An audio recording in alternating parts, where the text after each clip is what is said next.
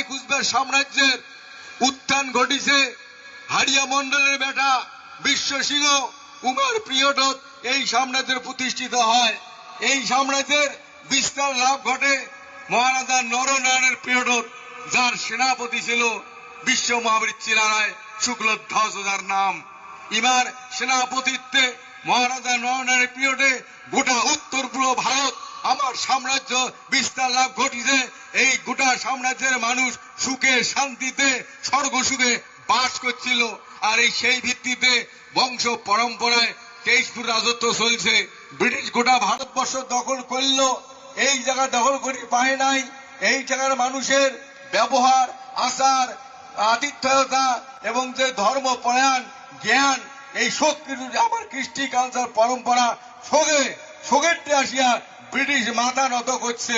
উমার tradition, উমার culture, উমার পরম্পরা আমার এই বৃহত্তর কুচবিহারের মানুষের ট্রেডিশন কালচার পরম্পরা ভাষা আতিথ্যতা সবগুলোতে নথি স্বীকার করিয়া ওই জন্য আমার কোনোদিন আমরা এই কুচবিহার কোনোদিন দখল করে নাই।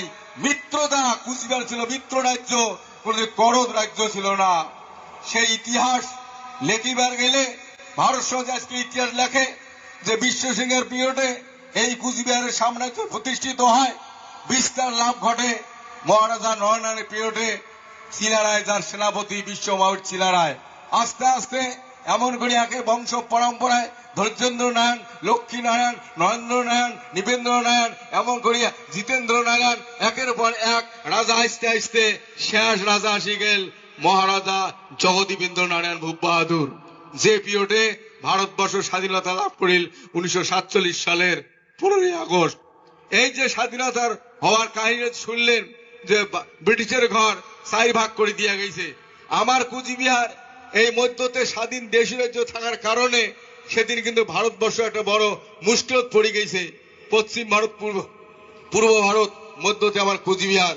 এই অসুবিধার কারণে সেদিন ভারতবর্ষের প্রধানমন্ত্রী জওহরলাল নেহরু, স্বরাষ্ট্রমন্ত্রী সর্দার বল্লভভাই প্যাটেল আমার কুচবিহার শেষ মহারাজা জগদীবেন্দ্র নারায়ণ টিকোনা বারে বারে অনুরোধের চিঠি পাঠাইছে, হে মহারাজ, তোমার এই কুচবিহার আমার ভারতের সাথে যুক্ত করে দিয়া আমার অখণ্ড ভারত বানিয়ে দাও, নাহলে বিশ্বের দরবারে আমার কোনো পরিস্থিতি থাকে না। এত কষ্ট করিয়া ব্রিটিশ ঘটে দিয়া দেশটা স্বাধীন করলাম, তাহলে আমার এই স্বাধীন সার্বভৌম দেশের কোন অস্তিত্ব ফুটিয়ে তুলিবার পাই না, তোমরা যেদিন যুক্ত না হন। একের পর এমন বহুত চিঠি আছে, অনুরোধের চিঠি। সেই অনুরোধের কারণে আমার শেষ মহারাজা জগদীবেন্দ্র ভূপ বাহাদুর সেদিন ভারত সরকার অনুরোধে সাড়া দিয়া প্রস্তাব দেয় যে জওহরলাল নেহরু, হে সর্দারভাই প্যাটেল, আমার কুচবিহার তোর ভারতের সাথে একটি করে দিলে ভারত অখণ্ডতা লাভ করিবে, বিশ্বের দরবারে সম্মানিত হবে।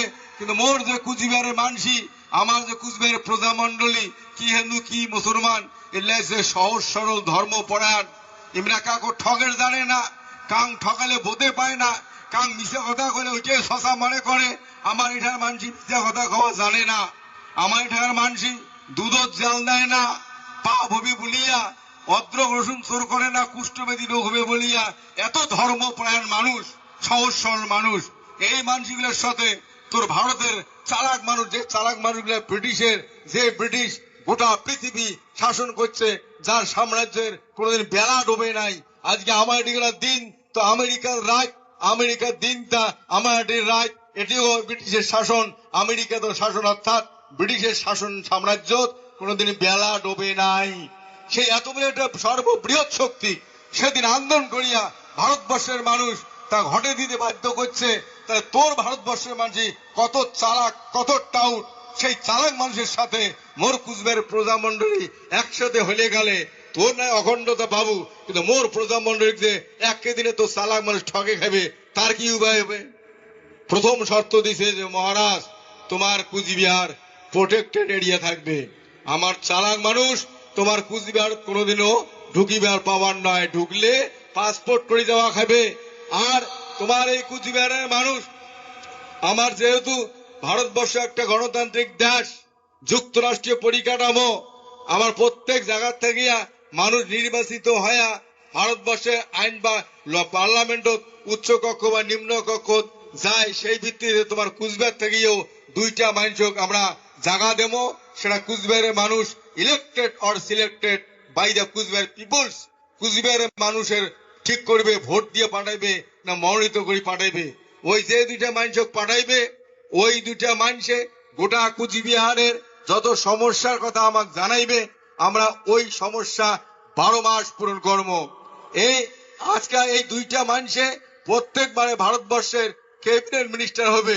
সে ভারতবর্ষের যে পার্টিয়ে জিতুক, আজকে ভারতবর্ষ একটা বহুদলীয় দেশ, একদল জেতে তা আরেক দল হারে, যায় যেতে তাই গদিত বসে, এমন করে দিল্লির গদিত যে পার্টিয়ে বসুক, তোমার কুচবিহার থাকিয়া 2 জন প্রতিনিধি কুচবিহারের মানুষ ঠিক করিয়া পাঠিয়ে দিবে। ওই দুইটা মানসিক প্রত্যেকবারে ক্যাবিনেট মন্ত্রী হয়াই থাকবে। এটা প্রতিশ্রুতি।